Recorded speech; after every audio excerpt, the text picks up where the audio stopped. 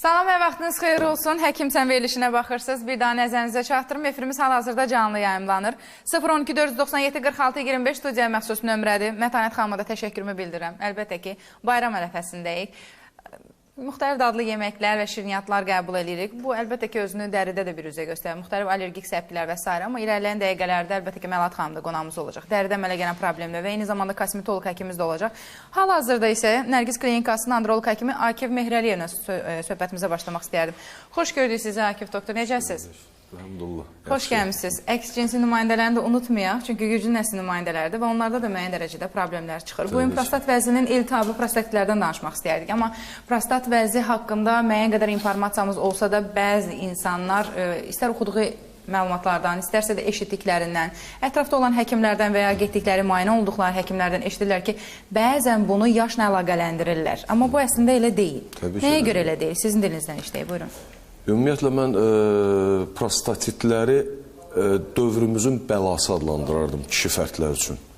Yəni, tədqiqatlar göstərir ki, kişilərin 35-40%-də prostatit əlamətləri olur. Bu və ya digər simptom. Çox böyük rəqəmdir.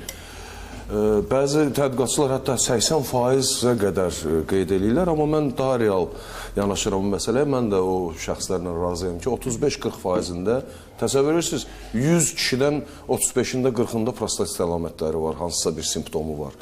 Çox böyük bəlaya çevrilməkdədir. Prostat ümumiyyətlə, prostat vəzi ancaq kişilərdə olur, onu da qeyd edeyim.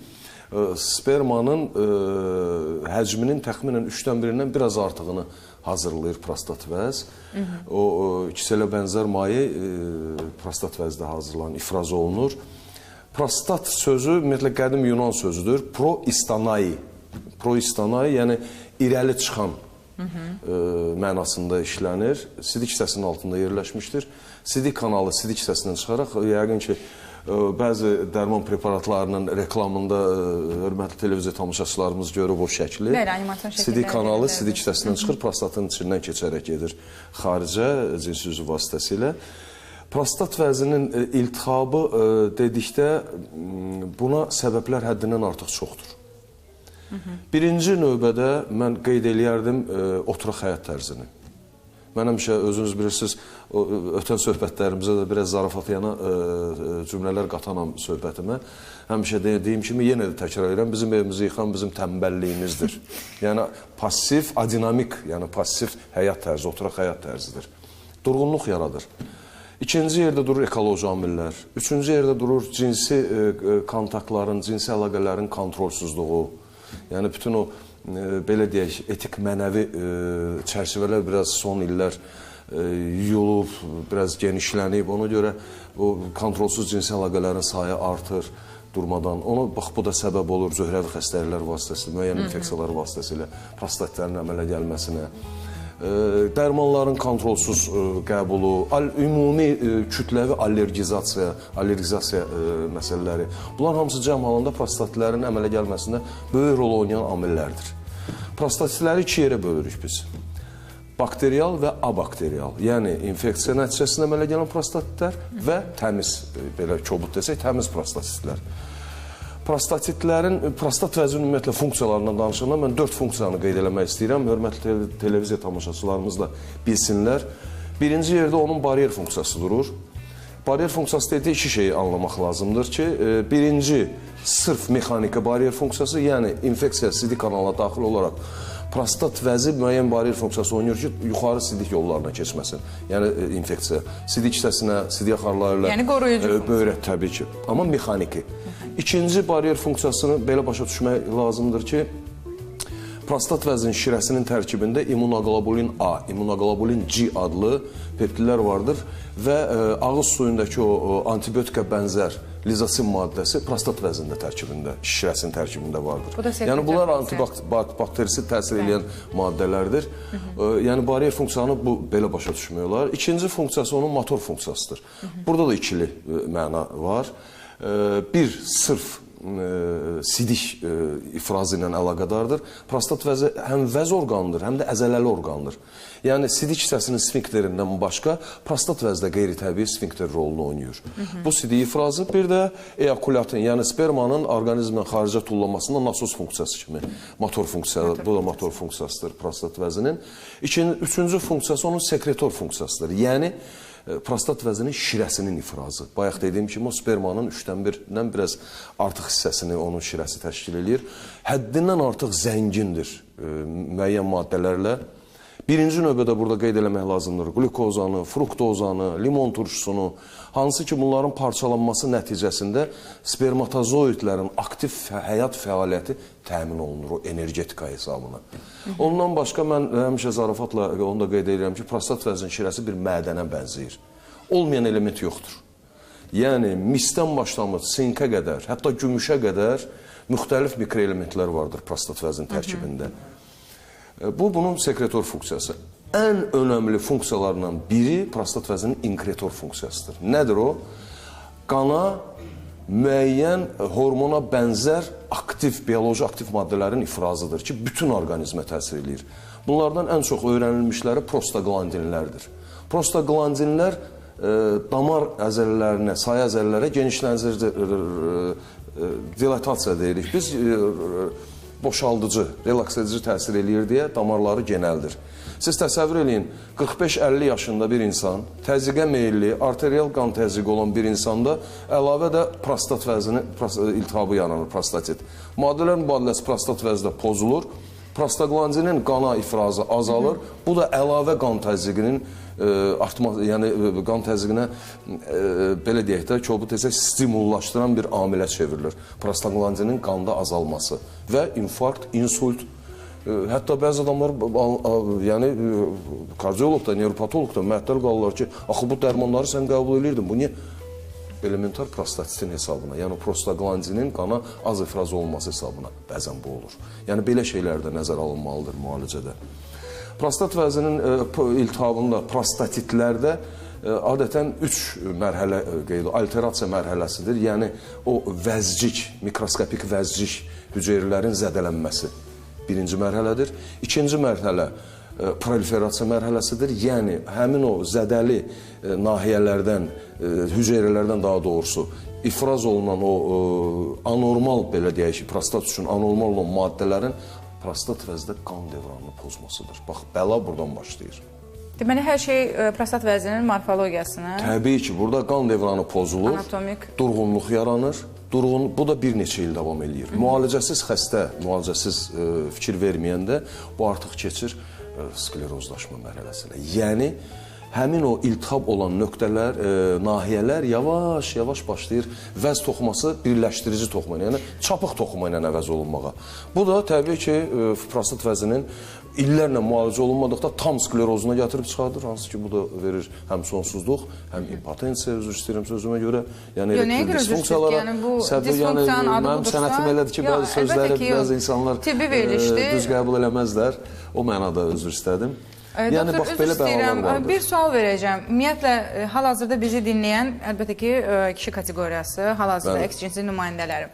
Bir çoxları, indi bu dediyiniz kəskin və xroniki halları da olur, amma simptomatik əlamətlərinə görə çoxları infeksiyanın olub-olmamasından, öz başına hansısa dərman preparatlarını qəbul etməsindən və dediyiniz kimi həmin o disfunksiyanı yaratmasına özləri də təkan vermiş olurlar. Bir kəlmə işlətdiniz orada həmin o funksiya sekresiya ilə bağlı olaraq. Dediniz ki, spermanın 1/3 qədər daha çox maye ifraz edir. Bəlkə onun həcminə görə insanlar artıq, yəni müəyyən cinsi əlaqə zamanı və ya hər hansı bir, varmı bir sirri ki, yəni insanlar anlasın ki, artıq prostat vəzidə müəyyən disfunksiya var. Mən sizə bayaq dedim ki, 3-cü mərhələdə ki, skleroz mərhələsi başlayır. Ora gedib çatmamış, indi biz simptomlardan danışacaq, hansı simptomlar olacaq. Mən əvvəla sizə deyim, o sözünüzü bayaq gəlmək istəyirəm, deyirsiniz kəskin və ya xroniki. Prostat vəz elə orqanlardandır ki, orada kəskin proses təsadüf hallarda olur.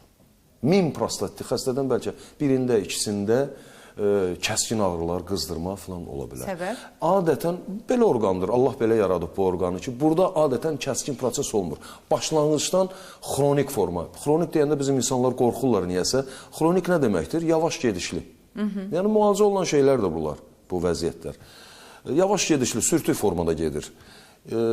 Simptomlardan danışsaq, birinci yerdə sidik ifrazının pozulması, sidik şırnağının zəifləməsi, səhər-səhər ilk sidiyə gedəndə bəzən sidiyin haçalanması, sona yaxın düzəlir şırnaq, tez-tez sidiyə imperativ çağırışlar, yəni məcburi sidiyə getməyə məcbur olur xəstə.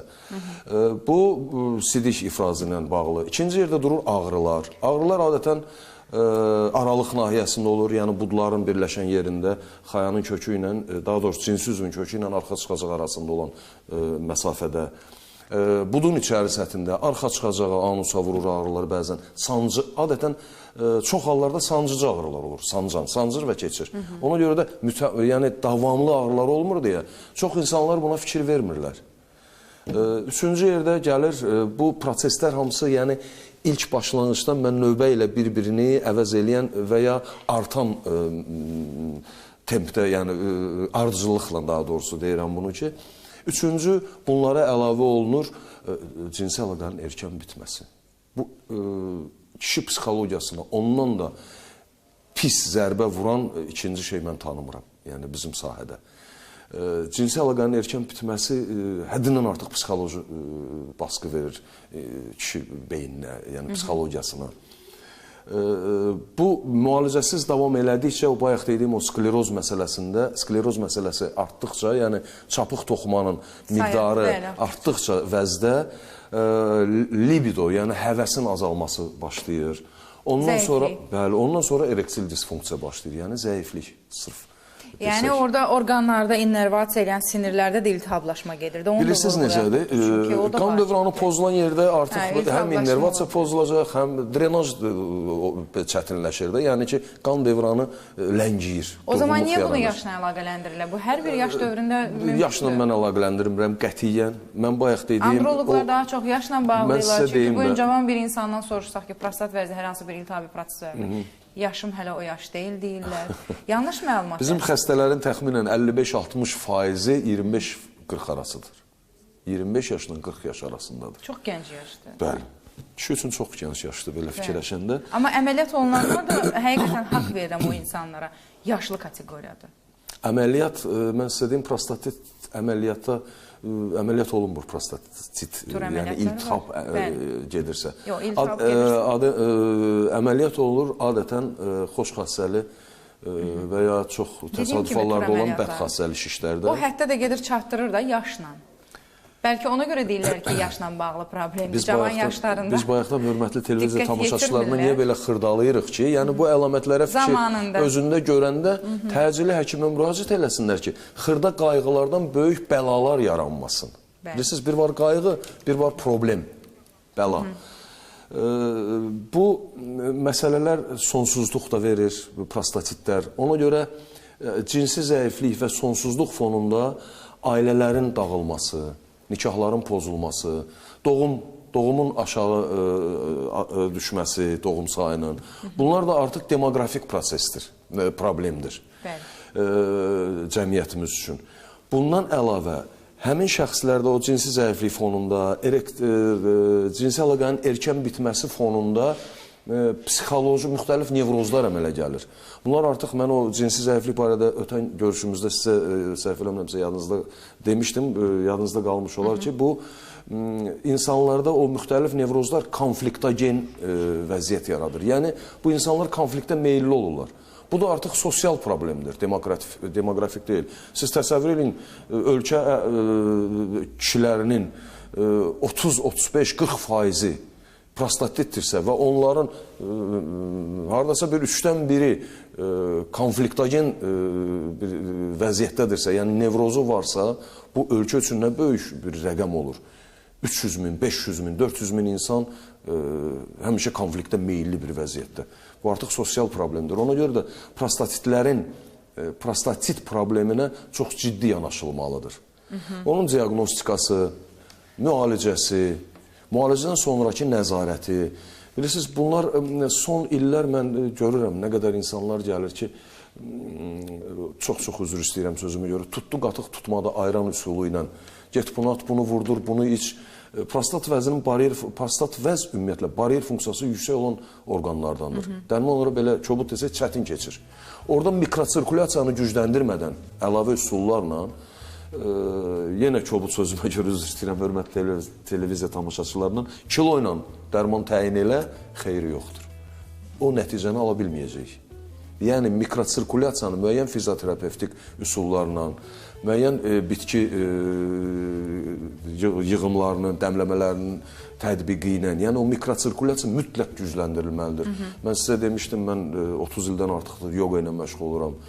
O yoqlarda belədir, hər bir təmrin, rusca desək, ufrajneniya, müəyyən orqanın işini gəncləşdirməyə, stimullaşdırmağa yönəlir. 5000 il tarixi var yoqanın. Prostat vəzi üçün, toxum kisəcikləri üçün, ümumiyyətlə kişi cinsiyyət sistemi üçün orada 6-7 təmrin vardır.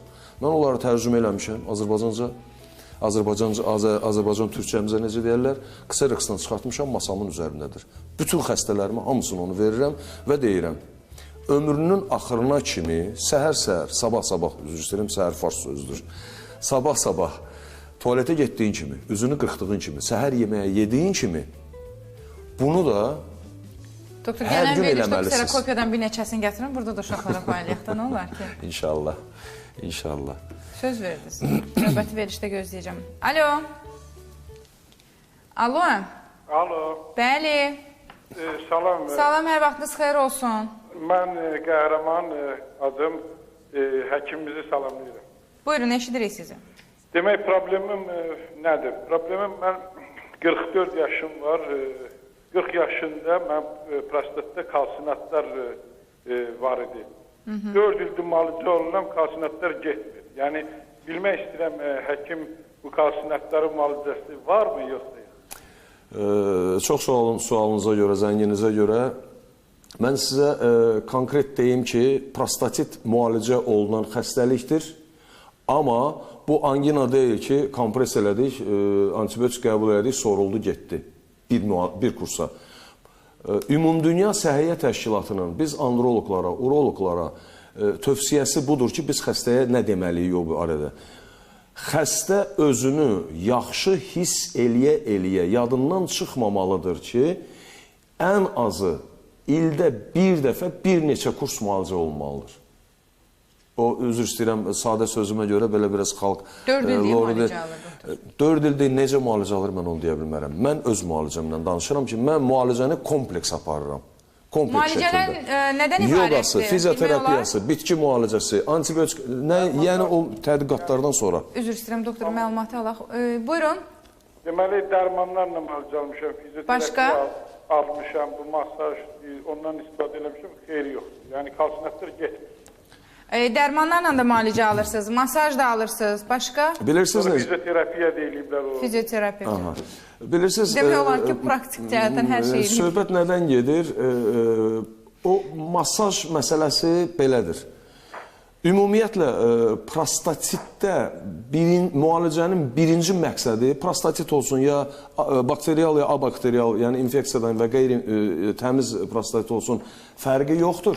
Birinci burada işimiz bizim prostat vəzdəki qan durğunluğunu götürmək, qan devranını bərpa eləməkdir. Bütün işlər hamısı ona yönəldilir. Onun üçün də, bilirsiniz, o masaj, mən məsələn, təxminən 8-10 ildir masaj eləmirəm. Mən Ümumtüfaq Naftalan kurortunda işləyəndə, Sovet devrində, o dəfə sizə dedim ki, ötən görüşümüzdə, bir ucu Saxalin, bir ucu Riga. Bütün insanlar tökülüb gəlirdi ora. Mən gündə 35-40 adama masaj eləyirdim. Amma İndi elə fizioterapi, masajın məqsədi nədir? Yenə o qan durğunluğunu orada götürmək. Zastoy, durğunluq əlamətlərini. Bu dəqiqə elə gözəl fizioterapevtik aparatlar var ki, masajdan 2,5 dəfə, 2,6 dəfə daha effektiv təsir eləyir mikrosirkulyasiyanı gücləndirmək üçün. Aydın deyil, doktor. Amma bayaq siz özünüz dediniz, mən əməliyyatlardan danışanda tur dedim, onu eşitmədiniz. Amma dediniz ki, iltihab prosesi varsa, orada əməliyyat yoxdur. Amma iltihab prosesi varsa, bu o demək deyil ki, hər dəfə dediyiniz üsulla masaj etmək lazımdır. Çünki masaj bəzən iltihab olan yerdə də öz effektini göstərir. Sizə antibiotik təyin olunub orada. Mikrotravmadır həm də. Antibiotiklər təyin olunub. Antibiotik də içmişəm, qan dövrənini yaxşı... Antibiotik təyin etməmişdən qabaq həssaslıq yoxlanılıb. Yoxlanılıb, hamısı yoxlanılıb. Yoxlanılıb. Bu necə Yəni, ola bu bilər? kalsinat 4 il ərzində, hə? Akif doktor. Qardaşım, siz müraciət eləyin. Mən bilirsiniz, həmişə mən biraz düzünə qulu danışanam. Bəzən bəzi adamların xoşuna gəlmir o. Mənim işim qarantiya iləndir. Təminatla. Siz burada, mən burada. Şəxs gələndə deyirəm, bax, siz burada, mən burada kabinetdə. Mən işimi Allah qarşısında görürəm. Müraciət edə bilərsiniz Nərgiz Tibb Mərkəzinə. Hökmən müraciət edəyim. Təşəkkür edirəm zənginizə görə. 4 il ərzində dediyi kimi həssaslıq yoxlanılıb, antibiotik təyin olunub, medikamentoz təyin olunub, masaja hər bir şey, amma effekt verməyibsə, bəlkə də orada müalicə doğru getmir və ya orqanizmə uyğun, yəni fərdi yanaşılmama var. Bax, məsələn, bir şey deyim sizə. Bəzən heç prostatit yoxdur şəxsdə, cinsi əlaqə erkən bitməsi var. O nədir? Prostatın vəzi şirəsini mikroskopik analiz edirsən, tərtəmiz gül kimi. İltihab yoxdur. Ultrasəs müayinəsindən keçir, prostat əlamətləri yoxdur. 2-3 millimetr diametrində toxum təpəciyi deyilən bir balaca sahə vardır. Orada cüzi bir qan dövranı pozulanda başlayır, ya iltihab olanda, ya qan dövranı, oranın qan təminatı, qidalanması pozulanda erkən bitmə başlayır. İnsan var ki, 30 ildir, 20 ildir prostatiti var, məsələn, vaxtında müalicə etdirməyib filan, amma cinsi əlaqənin erkən bitməsi yoxdur. İnsan var ki, 6 aydır prostatit başlayıb, 5-6 aydır artıq cinsi əlaqə erkən bitir, yəni psixoloji çox pis vəziyyətə düşür. Yəni, üzr istəyirəm, rusca deyəcəm, раз к разу не приходится, yəni hər insana fərdi yanaşmaq. Dediyim kimi, fərdi yanaşılmayıb yəqin. Təşəkkür edirəm zənginizə görə. 012-497-46-25 studiyaya məxsus nömrədir. Sualı olanlar varsa, buyurun. Instagram səhifəsinə də foto şəkil yerləşdirmişəm. Hətta yanımdakı yaraşıqlı oğlanın kim olduğunu soruşurlar da bizim operatorumuzdur. Yəqin ki, məlumdur kim olduğu. Bu sualı verməyə də ehtiyac yoxdur. Ara sıra foto şəkillərinizi yerləşdirək, insanlar sizi də tanısın. Çünki kadr arxasında qalan insanların əməyi, əziyyəti çox böyükdür. Həqiqətən, indi biz görünürük, bu başqa, amma görünməyən tərəflər daha maraqlı olur. Yoldaşımın 43 yaşı və prostat vəzi xəstəliyi bilmək istəyərdi ki, prostat vəzi qan laxtalanmasına səbəb ola bilərmi? Mən sualı başa düşmədim, amma oxudum yenə. Qan laxtalanmasına birbaşa səbəb ola bilməz. Orada başqa amillərdir yəqin ki. Amma qanın laxtalanma xüsusiyyətinin artması bu prostat vəzidə qan durğunluğuna səbəb ola bilər. Yəni sualı siz daha doğru qoydunuz, amma cavabını verdiniz yenə də. Yoldaşımda prostatitdən müalicə alır yoldaşım və leykosit çıxıb sperm analizində. Bu uşaq olanda problem törədə bilərmi? Bilirsiniz, belə şeylər adətən hansısa bir infeksiyadan söhbət gedə bilər yəqin ki orada. O infeksiyaların hamısını dəqiq yoxlamaq lazımdır. Əsasən, bax, herpesə məsələn fikir verilmir, sitomegala virusa fikir verilmir. O birisi infeksiyalarını demirəm hələ, xlamediya, mikoplazma, ureoplazma, gardnerella, mən onlara əməoğul deyirəm o 4 şeyə. Çünki demək olar ki, simptomsuz gedir deyə demək olar ki, çox cüzi simptomlarla, ona görə çox adam fikir vermir. Amma virus infeksiyaları ana bətnində dölün qüsurlu inkişafına səbəb ola bilər. Allah göstərməsin, hamiləlik axıra qədər çatar. Amma uşaq şikəst olar. Bax, belə şeylər var. Ona görə də bu məsələlərdə biraz diqqətli olmaq lazımdır. 9 aylıq təqibi var bunun. Necə şikəst ola bilər, doktor? O da ginekoloqun nəzarətində ola bilər. Yəni, diqqətli ol. Mən o mənada deyirəm ki, hər şey kontrol altında saxlanmalıdır. Aydındır. Reklamlardan sonra davam edəyək. Suallarınızı yazın. Instagram səhifəsindəki olan suallara keçid alacağım. Diqqətiniz həkim səndə olsun.